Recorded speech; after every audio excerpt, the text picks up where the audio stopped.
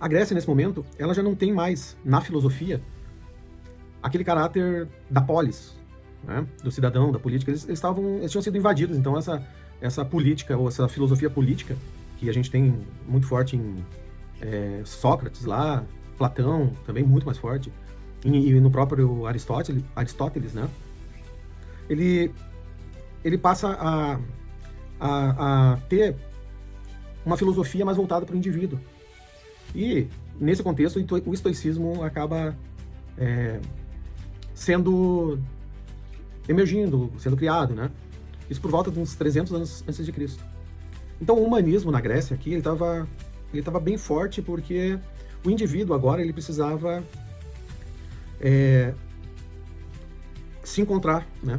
Ele precisava, já que ele não se domina mais dentro desse contexto em que o invasor, né, o Império Macedônio está dominando ele precisa, então, ter uma vida que possa ser satisfatória para si, já não mais preocupado com todo, ele não tem mais um poder de persuasão no contexto, né?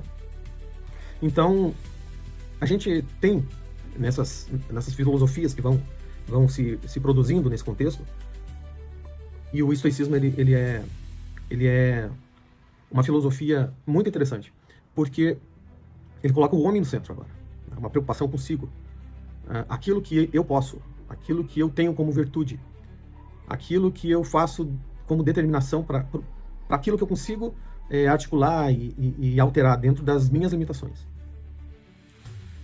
Com o estoicismo eu sou chamado a fazer o bem, né? Eu passo a ter uma paz com a natureza. Esse sentido de divino e natureza, eles são muito explorados no estoicismo, né? Então, tanto no estoicismo antigo, que é esse que surge lá pelos anos 300, ele vai se estender até o Império Romano, até uns anos 180 depois de Cristo, mais ou menos. Marco Aurélio é um imperador que ele é um estoico, né? O próprio Nero foi educado dentro do estoicismo, e o Marco Aurélio ele era um escritor, então ele tem inclusive escritos do Marco Aurélio que tratam da virtude do homem, do caráter do homem, e fala da divindade. Só que essa divindade estoica é uma divindade panteísta, em que o homem é chamado a ter uma harmonia com o todo, com o cosmos.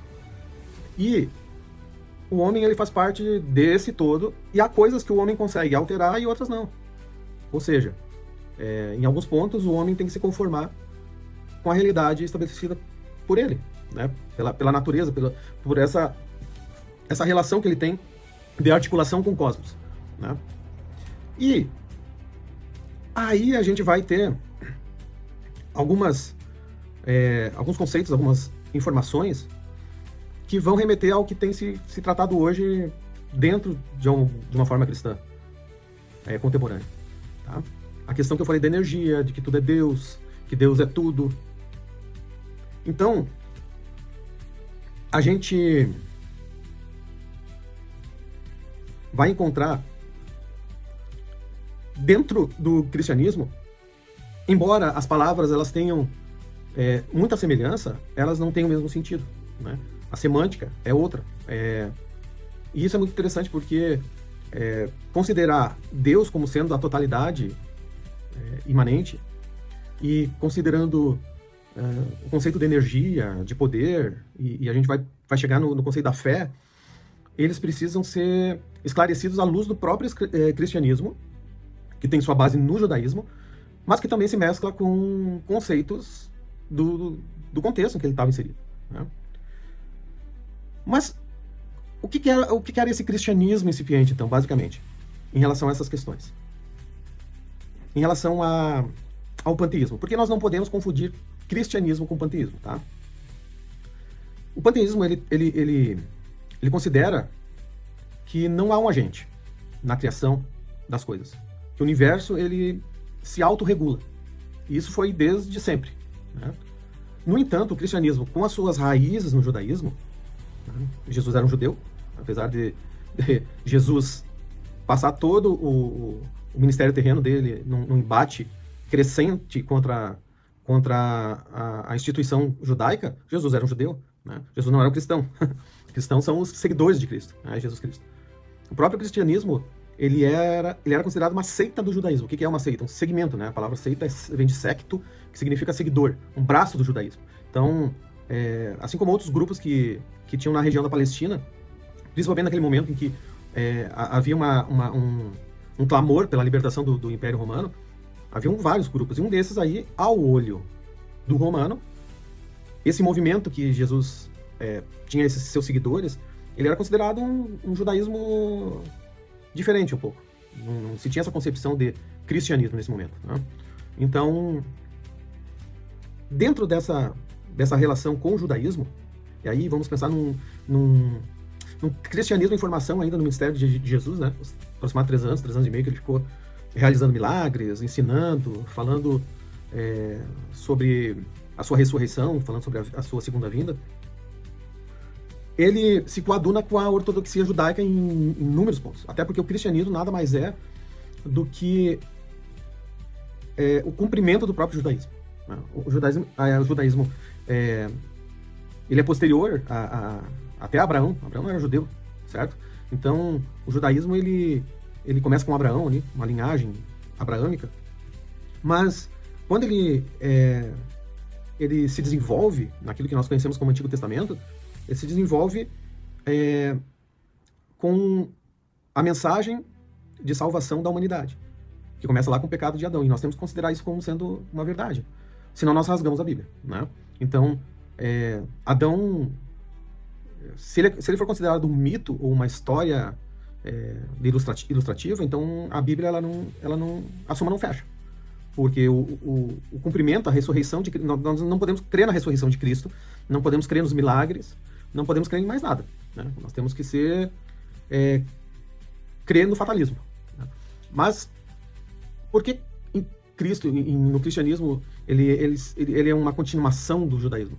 Porque no judaísmo, Deus escolhe um povo, e esse povo é portador dessas boas novas, que era para anunciar a salvação tanto para si mesmo, né, os seus descendentes, seus seguidores, quanto para aqueles que não tinham acesso a essa verdade que foi revelada a eles. Então a gente vê em Cristo culminando essa mensagem de salvação, né? Cristo vem, morre, desenvolve seu ministério, morre, ressuscita ao terceiro dia, e a vida de Jesus, ela não destoa daquilo que está registrado no Antigo Testamento. Cristo é Deus, certo? O Espírito Santo é Deus, o Pai é Deus.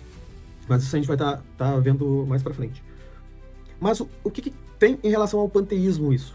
É que no cristianismo, quanto no judaísmo ortodoxo, o Criador não se confunde com a sua criação.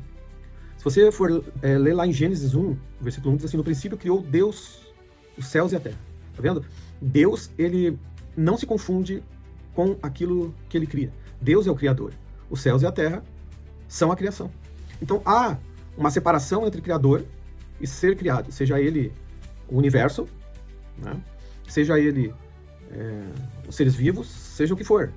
Isso que a gente considera como criação é fruto de um ato de um Criador. E o panteísmo desconsidera isso. Não existe um ato que estabeleça um ser que seja dissociado daquilo que possivelmente seria a obra dele, tá? O Salmo 19:1, então a gente vai ver assim, ó, esse texto primeiro de Gênesis, ele tá lá no começo. No começo, se a gente considera que Moisés escreveu esse livro de Gênesis, né? Então a gente considera que esse livro aqui remonta o quê? A uns 3.000 anos, 2.000 anos, quase 4.000 anos atrás, né? Mais de 4.000 anos, 4.000 e poucos anos. Só que na própria história, no avanço cronológico da história, vamos dizer assim, essa informação ela continua permanecendo. Então, por exemplo, no Salmo 19:1, o texto fala: os céus proclamam a glória de Deus e o firmamento anuncia a obra das suas mãos. Ainda assim, passado um tempo cronológico, né, esse texto aqui ele está distante de Gênesis 1, e mesmo assim essa concepção de que há um Deus criador acompanha esse deslocamento da história, né? Ou seja, é outra geração, é outro contexto, é uma relação de cultura que já é muito diferente lá de quando Moisés estava no Egito ou estava indo para Canaã. Então a gente tem já um avanço de ideologia, vamos dizer assim, né? Ao redor do povo judeu. Então a gente tem agora informações que poderiam levar a uma concepção de que Deus e a natureza, o Criador e a obra criada são tudo uma mesma coisa. Então, apesar do transcurso desse tempo, então a gente percebe que essa concepção continua sendo valendo, né? Continua sendo reconhecida. Tá? Vamos para mais um pouquinho, tá? Vamos para o terceiro vídeo agora.